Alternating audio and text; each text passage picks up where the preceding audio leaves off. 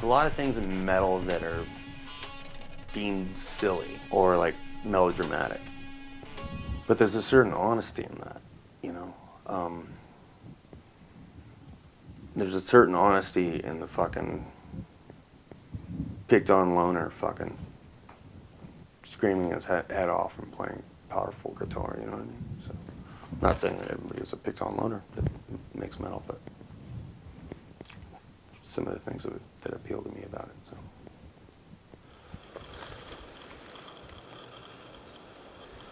What are you picking up on?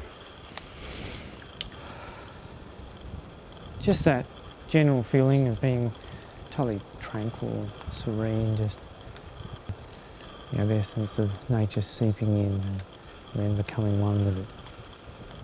You could stand here in a trance for long enough. Next thing before you know it, you feel like your feet are connected to the roots of the forest, your hands are connected to all the branches, and you're just at one with it. You're a part of it. Most black metal artists, when they say the word kill, they'd be like, kill! Yeah. But then you could take it to like something like you do. I like to like. Can you do it loud? No?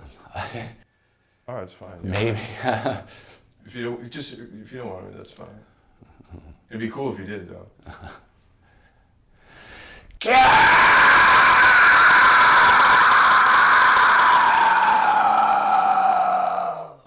Yeah.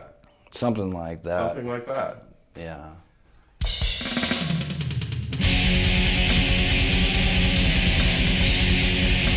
Black metal has always been outsider art in its most brutal form. Back in the 80s, European bands like Venom, Bathory, and Celtic Frost were the first to release these kinds of violent, lo-fi records filled with blast beats, satanic imagery, and shrieking vocals.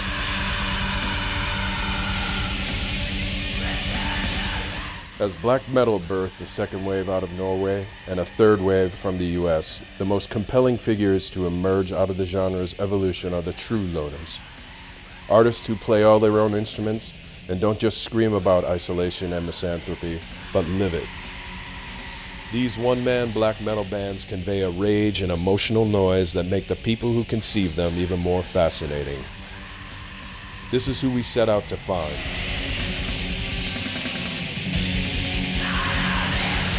Three living one-man black metal artists who have never before given the public a peek into their solitude.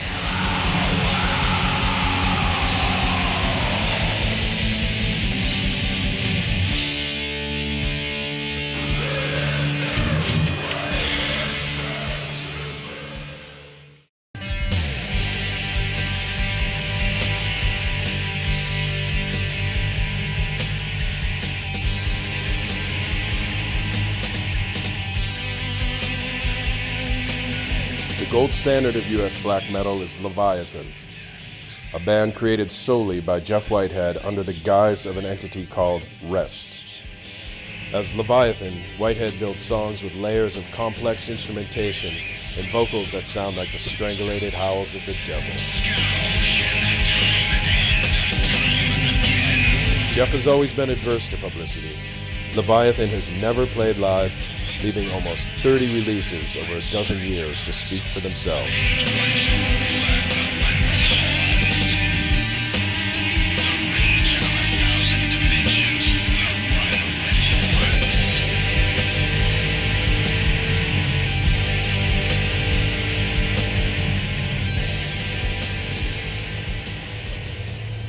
For a long time, you were just completely inaccessible.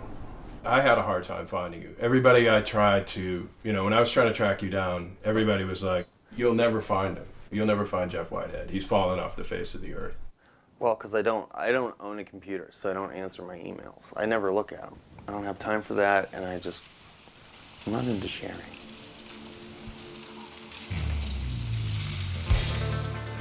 It's a life that has forced Jeff into an almost solitary existence. Self-taught on first drums and then guitar, at an early age he was already developing an insane work ethic.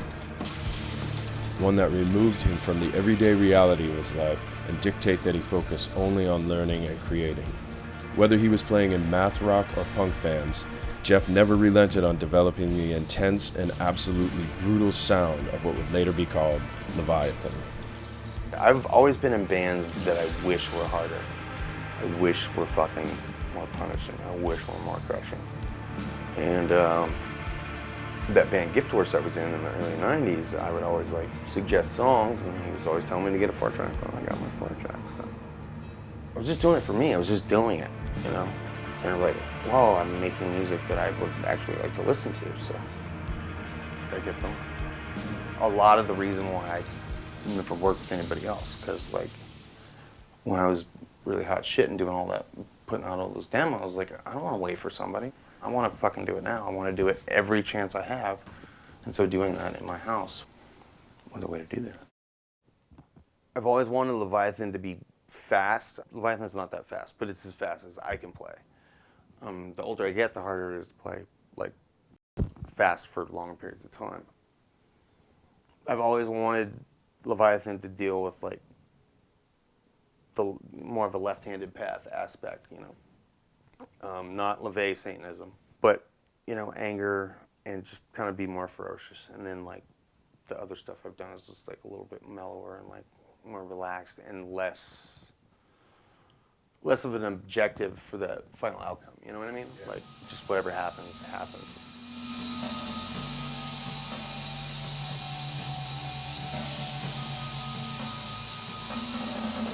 This is Tasmania.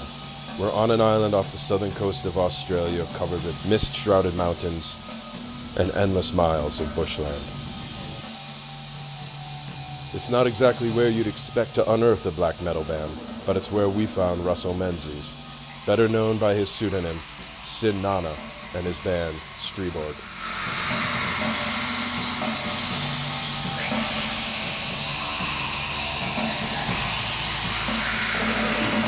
Unlike other black metal artists who live in the world their music rejects and have to actively seek out the isolation they scream about, Russell's life is naturally removed from society. Striborg's strongest influence is the natural realm. His connection to this landscape is what brought us halfway around the world to Medina, Tasmania.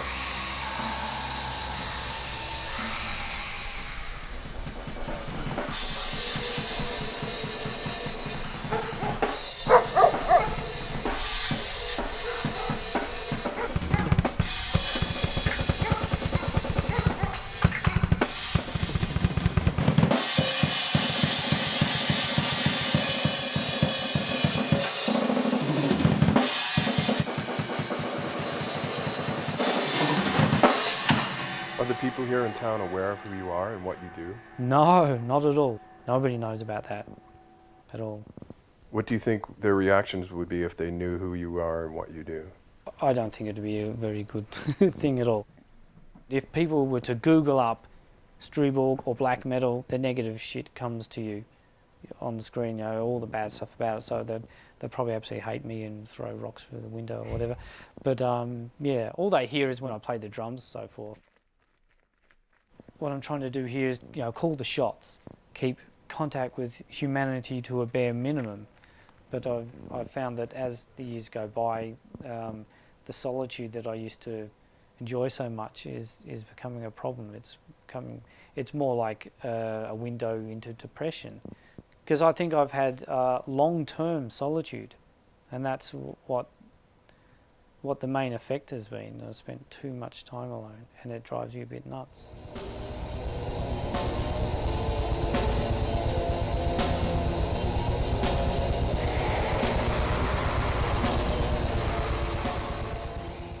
If you're channeling this into your music, how does it translate?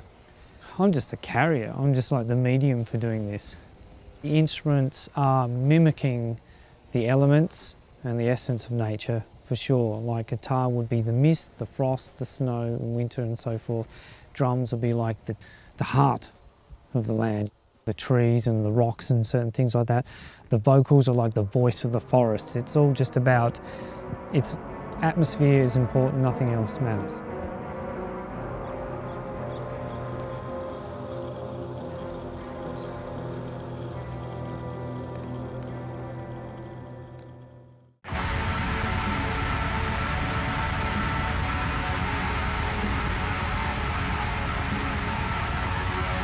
Nobody we met personified their lyrics about isolation and despair like Scott Connor, the man behind Xasthur.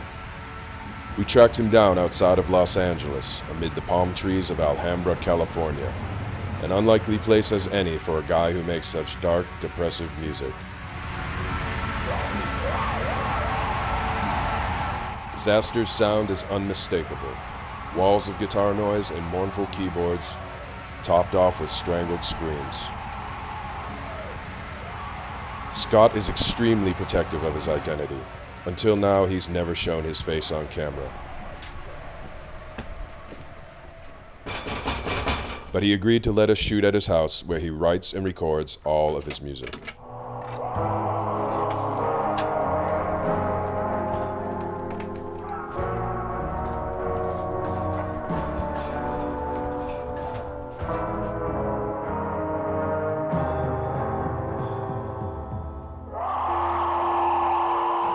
This is the drum set I bought a few years ago. It's not a drum machine, like contrary to popular belief. It's not 3 loops or anything like that. Scott has put out almost 24 releases since 1999. And his style has earned Xasthur attention outside of the usual circle of black metal fans.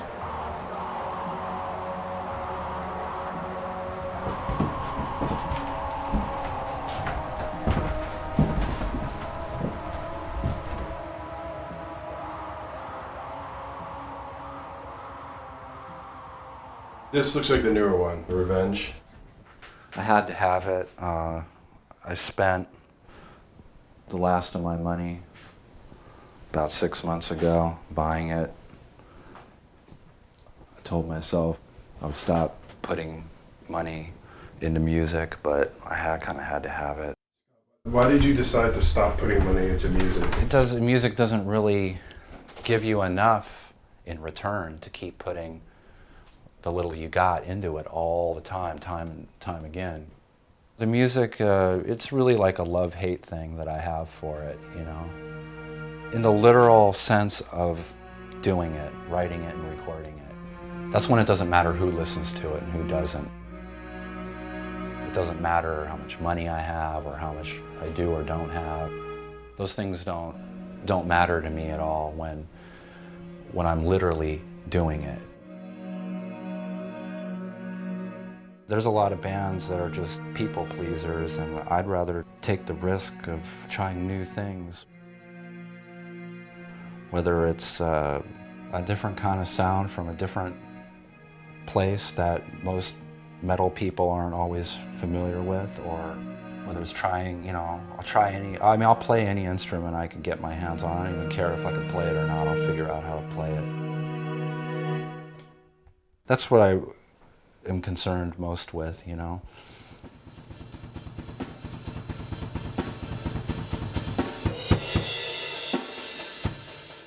I keep a notebook and a pen by my bed while I'm falling asleep, and I wake up, I write something that's coming to me between the times when you're in and out of sleep, and that's when things come to me the most. What I do is a mirror of my mind, but what's worse is that it's a mirror of other people's minds. And that's... The despair, you mean? Like the... Yeah, just more than that, just kind of, hate, fear, death. The other thing that's like not really very understood is that I don't recall ever making claims I can't back up in my lyrics, like, I'm gonna kill myself. I don't do that. But instead what I do is I just say, hey, here's a few reasons for you listening to this. You might want to look into dying and killing yourself. You might want to look into that.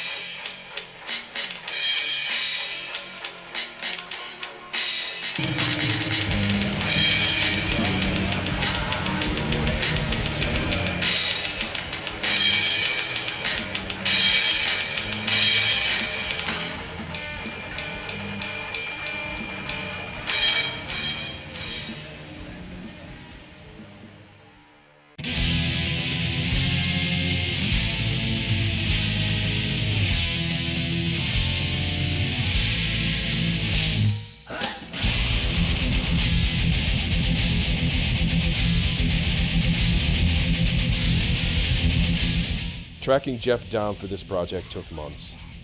When we finally got in touch with Jeff, he was tattooing at a shop in Chicago. So I made an appointment with him and got a tattoo. It's the artwork from Leviathan's album, Howl Mockery at the Cross. I guess he realized we were serious about getting him on camera, so he invited us out to his place in Oakland. I was 23, it's like barely any tattoos. Me getting tattooed by Hariyoshi in Japan by hand. Shit. I was on a soccer team called the Darth Vaders. Yeah. 1978. I know, San Jose. Was that you right there? Yeah. Nice. Could we talk at all about growing up? Seemed like it took forever. I was born in Stanton, California, in a hospital in Stanton. Lived in Huntington Beach. Moved to San Jose right before first grade. 8th grade, moved to Santa Cruz. Got kicked out of 10th grade in high school. Why'd you get kicked out of 10th grade? I'm a pain in the ass. I just kept getting in trouble, so. Then I ran away from home. My dad lived in Oakland. I ran away up there. Why did you leave your mom's house and go live with your dad? Because I got in trouble at school, and I knew I was going to be in for it. When I got home, I just didn't want to deal with it. Right. The stepdad, all that. Oh, right, yeah. And so you went up to live with your dad in Oakland? Yeah, that didn't work out. I became a ward of the court, which means that your parents don't want you at their houses, so you are in group homes. First group home I was in San Francisco was run by this guy, Father Gregory. He's a Greek Orthodox priest. And he was hiring guys straight out of SQ, straight out of Quentin. San Quentin. To be counselors. These guys are getting us baked and showing us titty magazines, the whole bit, you know what I mean? Like, you're shaking your head and going, no, but like at the time I was like, awesome. This guy showed me how to roll a crutch. I'm smoking weed, awesome. But looking back on You it, can it's understand. probably not that does not make any sense. Oh, it doesn't. But he was Ex-prisoners. he probably, paid him and you can eat as much as you want or something, And they were pretty fucked up. What was I? I think it was like just about to turn 16, and I had fucked up the last one in San Francisco. I'd been in 3 in San Francisco, and this was the last straw. And they were going to send me to a boys' home in Modesto, and I was like, fuck that. And I just took my skateboard, and went and stayed at friends' houses. Jeff spent the late 80s homeless, living on people's couches, all the while making a name for himself as a skater. He wound up in a bunch of skate magazines, and even on the cover of Nintendo's Skate or Die 2. I started skateboarding and getting good like right after street style, like Mark Gonzalez and Tommy Guerrero. I went to high school with Tommy Guerrero.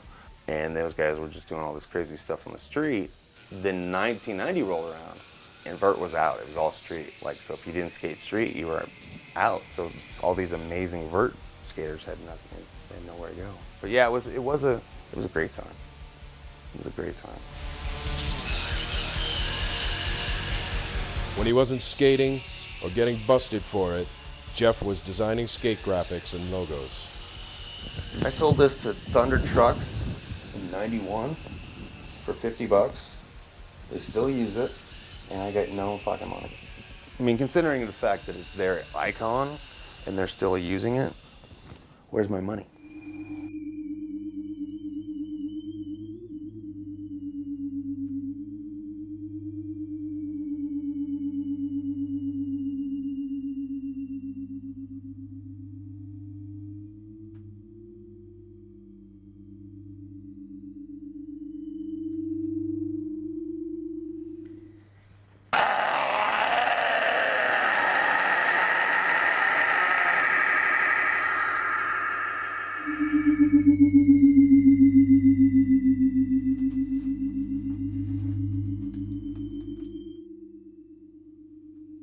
Back in late 80s. All I knew was how to play drums. That was my sole purpose in life at that time, my raison d'etre. And when did you first start playing in bands? Seriously, I started in 1989. How old were you? Oh, I was only 16. We were into extreme metal, but it was like Black Death, Doom. We couldn't decide what we wanted to play. I wanted to play fast stuff. because it was all new to me. And our guitarist was into really slow, like Candlemass type stuff, and then another guitarist was into Testament and Metallica. So it's just So it was just a real mishmash. yeah. And it was probably because of those kind of bands and that kind of beginning that made me realise, you know, going solo is definitely the more desirable way to go. So then I started teaching myself how to play guitar. In '95 I was ready to record A Tragic Journey Towards the Light. That was the first album. It's not a demo like people think, it really is an album. It was like this serious conceptual thing, had like lots of intros and a full-length kind of piece that worked together, yeah. It was recorded using one stereo bouncing into another stereo.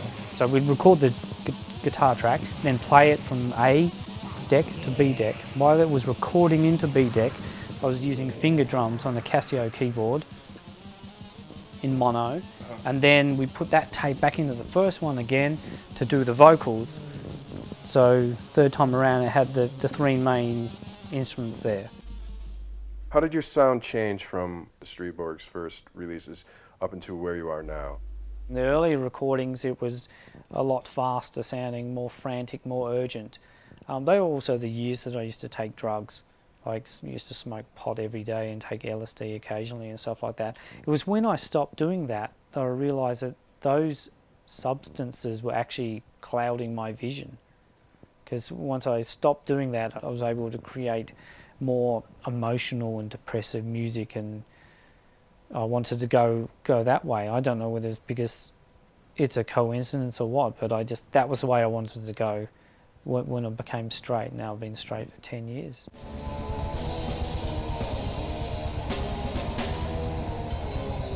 Despite an unorthodox career path, Russell has a somewhat conventional life, but he also has these cloaks of black metal identity, Striborg and Sinana. They almost seem like outlets for expressing a point of view at odds with his day-to-day life. I'm a normal human being like everybody else, and I'm a father and a husband. That's when it draws the line that there's Russell there, and Sinana is like the entity for creating the music and the dark visions that I have. There's at times that, you know, it'll be one and the same, and other times that it definitely is so worlds apart. The real Striborg started when I lived here, 2000, turn of the millennium. By moving here, I could reflect on what it had been like living in a city and being around people all the time and all the rubbish I put up with. I just became recluse and I just cut all those problems out of my life and became semi-happy for doing so.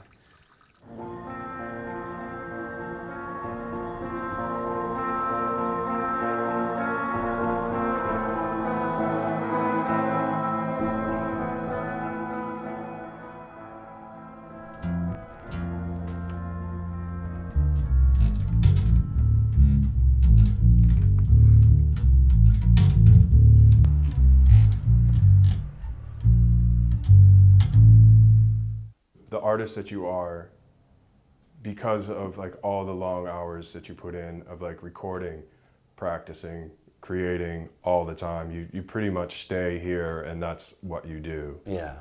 And this was the way that you dealt with life, is to just stay in, stay alone, record, create? Yeah, for a long time, you know. I had nothing else. That's all I had. I mean, it's all I could count on. It's the only way that I was able to count on myself, too, you know, so. And did you have like any jobs growing up? Did you work? Yeah, I've had a few, you know, on and off. I mean, I don't hold down jobs very well. Do you not like working because it takes away from time about just recording? That's the only part of being unemployed I want to talk about, you know, because it's just like.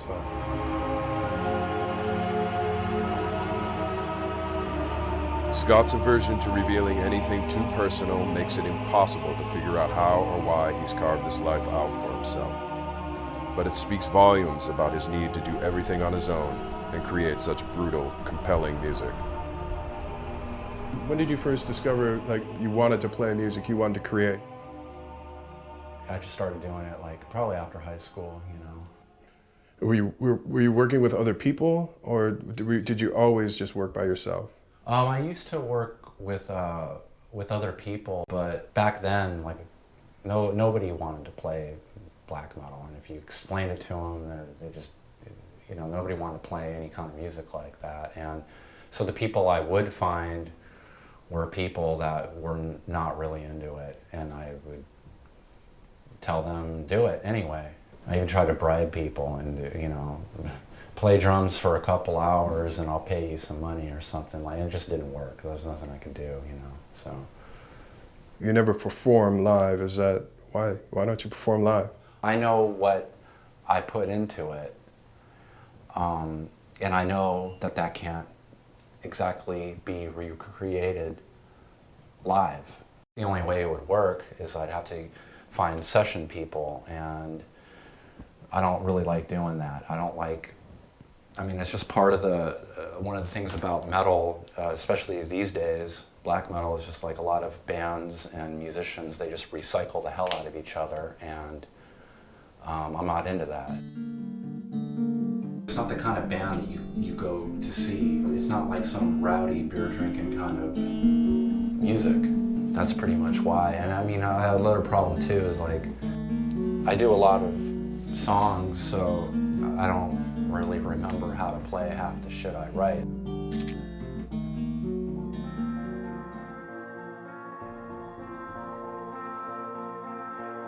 What appeals to you about coming here? It's close to absolute quiet, and it's as dark as outdoors can get. It's depressing in a way, you know, like at night. It's just, I don't know, it's like, I don't know what makes it more depressing, the people or the emptiness of it. I'm not quite sure of that, really, you know.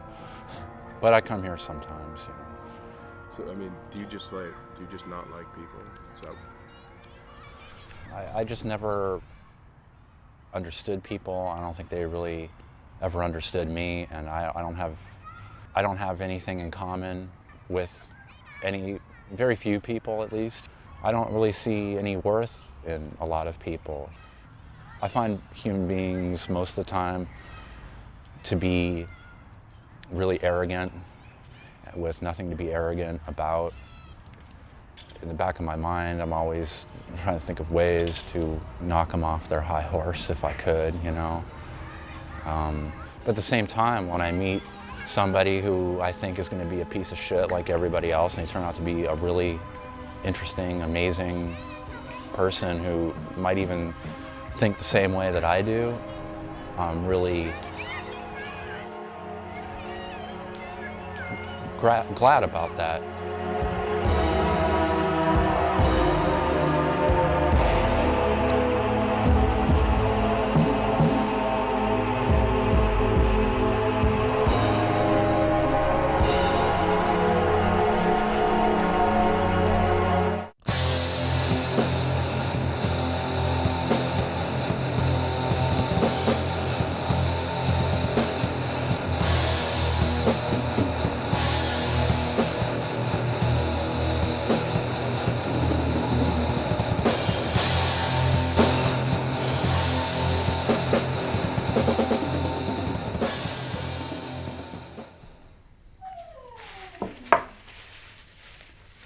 Do you feel different at all when you put the makeup on? Yeah, I do. I do feel a bit different.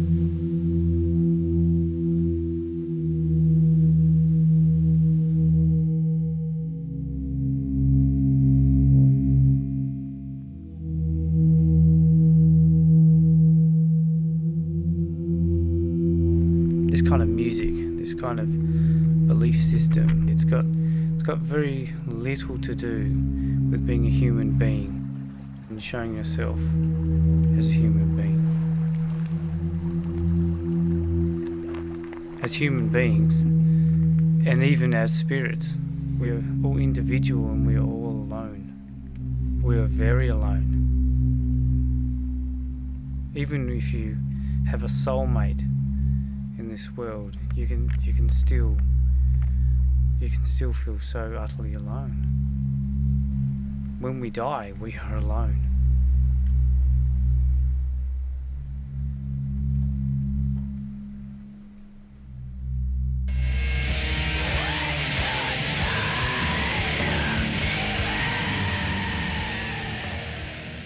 The whole thing of wearing the corpse paint, it helps me remove the human factor. You know, it takes away the human factor of making the music and just like, it's just a music that like it was formed by itself. Like, makes it a little bit more mysterious, mythical. Like, it is an image, it's an image for the record, and it's, I think it's important. Like, done well, corpse paint is, I think it's cool. I know it's goofy, but there's something to it that adds atmosphere.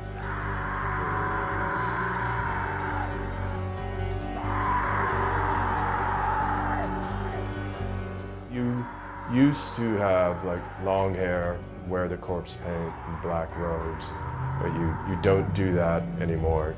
What I do is what it's all about, not what I look like.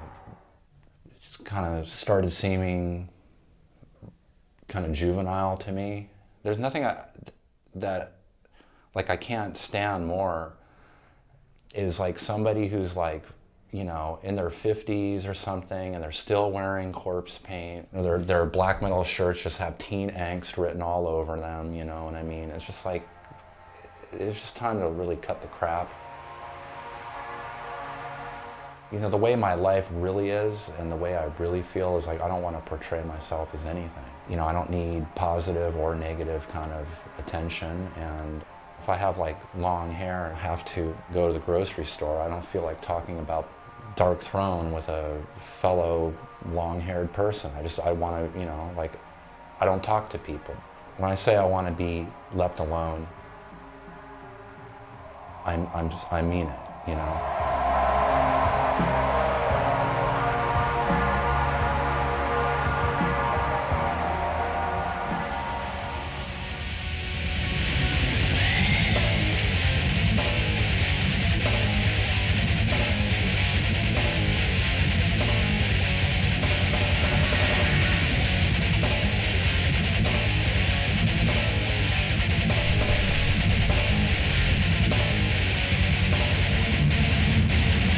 We're at Fort Ashbury, where I lived for about 10 years. Is this where you recorded like all the early demos and like 10 Sublevel of Suicide and all those records? Yeah, I recorded everything up to Tentacles of Horror here. A long period of time, I got up, went and got coffee, work on music, go to work. This is when I worked in North Beach. Go to work all day, come home, work on music until I went to sleep. You know, that's all I did really. I poured everything into that. It was the only release I had, you know. All I wanted to do was make music. Like, I would leave work early sometimes. There was like no social interaction with like a lot of people, or it was just like. I don't go out. I don't go to bars. I don't go to. I don't even go to a lot of shows just because I fucking can't stand being around people. Had some pretty intense experiences in this building, and I've seen some crazy shit in that room, completely so. And it would make you feel like uptight and. Well, it's kind of weird to even talk about, you know, because it's like I don't know if I can articulate exactly what the experience was like, but it was pretty freaky. Yeah, I spent a lot of time. I lived here for 10 years. Went through a lot of shit in that room right there. And when did you leave? Like, what were the circumstances under like how you left? I tried to end my life in that room right there. Didn't work out, so. And then I ended up moving to Oakland. It's a long story that's really not for other people.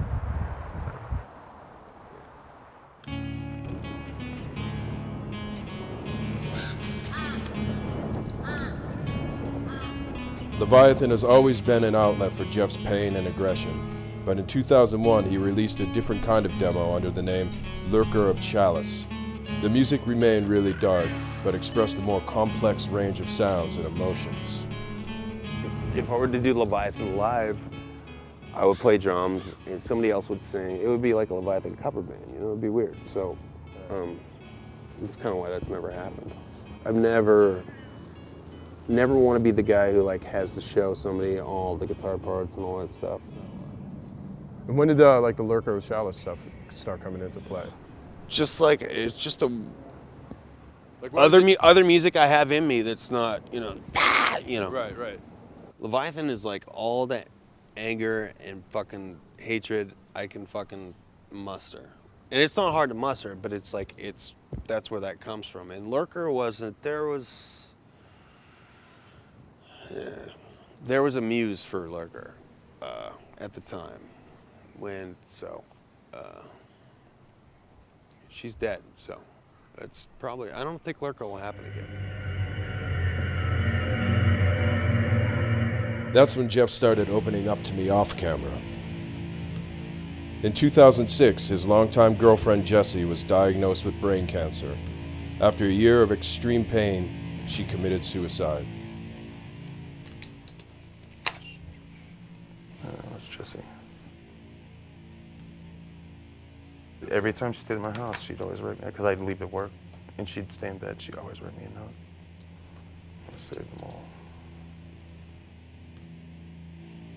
Jeff then tried to take his own life. He survived, but hasn't recorded any new Leviathan or Lurker tracks since.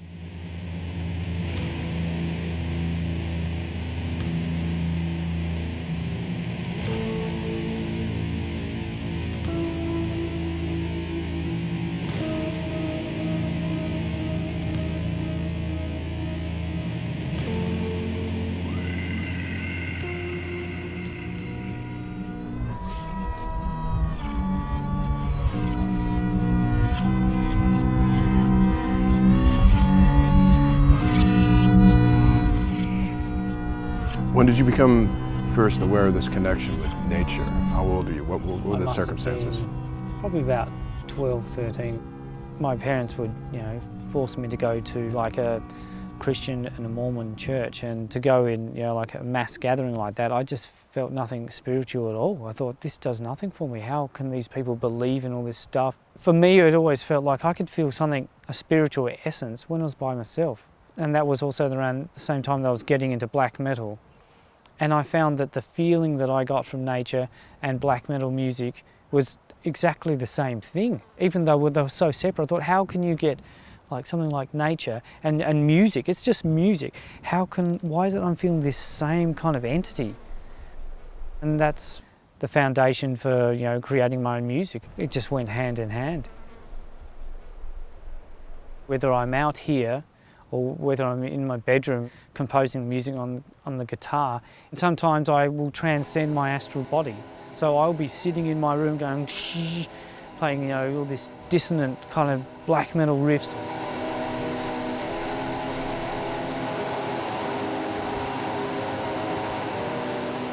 And at the same time, I can transcend to forests. Or I'm always connected. It's a part of me, it's always there.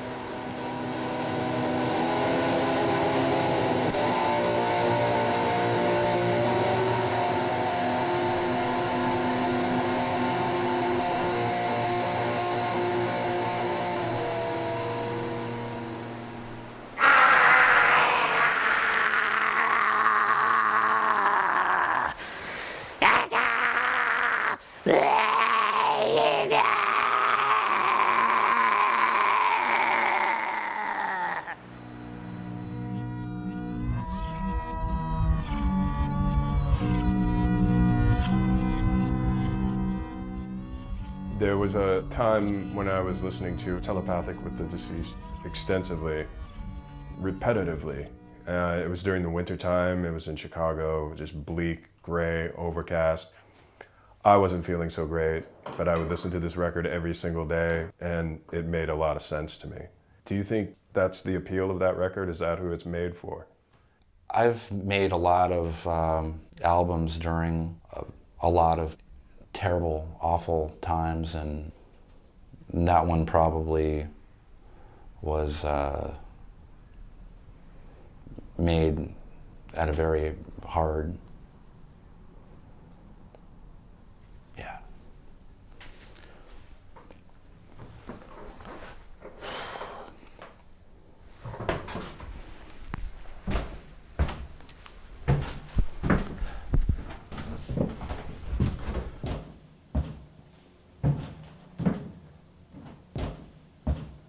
I just like, yeah, I just had like a, I don't like really have real flashbacks because like I've only done acid once by accident. So, but I was having a different kind of flashback, and I was just like,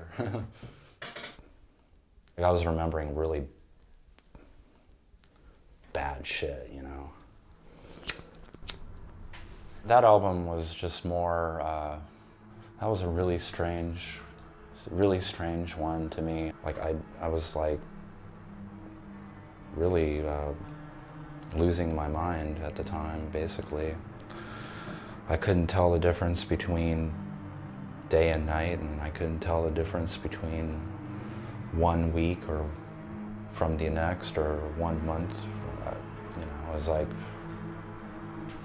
I looked around me, is this life or is it not, you know? Luckily, I was able to take that and make something out of it, you know?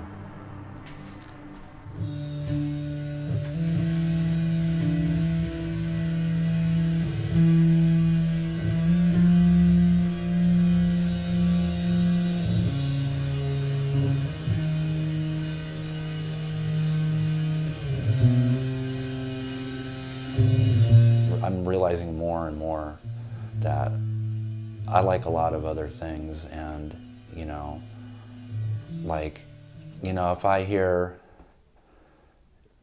music like Lycia or Kansas. Look who's here. Oh gosh. Rare appearance. Like hearing music like that inspires me to play black metal. Not black metal doesn't inspire me to play black metal anymore, you know? I would really like to do something completely different and kind of stick to it for a while too. I wouldn't try to make happy music dark. That would just be not me. And but you know, I think of it like, well, what if I put my touches to this completely different kind of music that I like?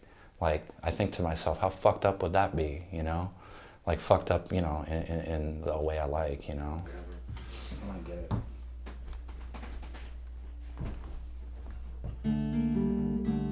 People identify what I've done with black metal, and I'd like to take what I do and turn it into something that doesn't have a name.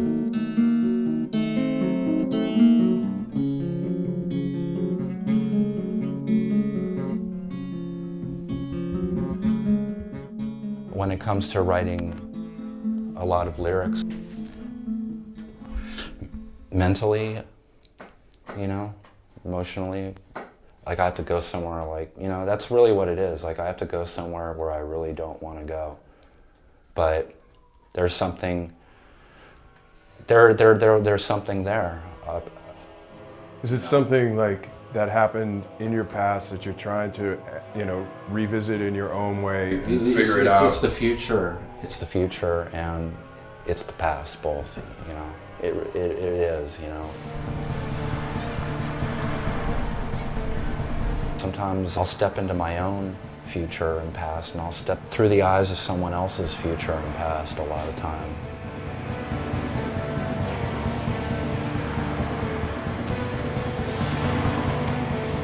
Are you ever afraid that you're not going to get out of that space? On one hand, I wonder if I ever really did make it out. Maybe this is one of the people I've turned into, and this person now is nobody.